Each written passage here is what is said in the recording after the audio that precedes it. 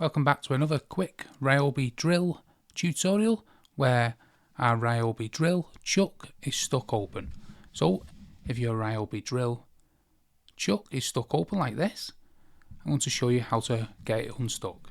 First, what we need to do is, you see little tab here with the drill facing away from you like that, turn it left and go the opposite side and pop it out like this. So you want to make sure it's popped out. This puts the drill in reverse.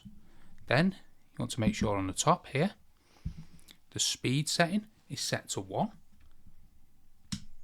like that. This slows the chuck here at the end down but gives you more torque. It gives you more control over the torque.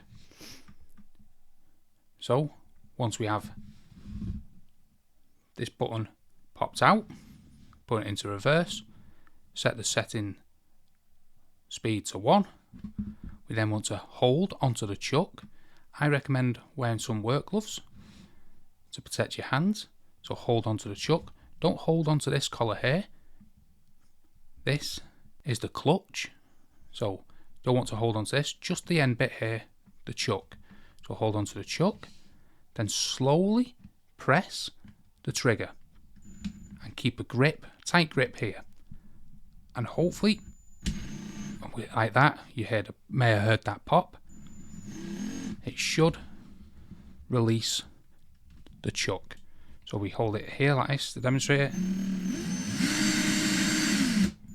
There you go, you can see the chuck now has been released. So hopefully that helps you out how to unrelease a Ryobi drill chuck when it's stuck open. However, if this video helps you out, smash the like, smash the subscribe, and thanks for watching.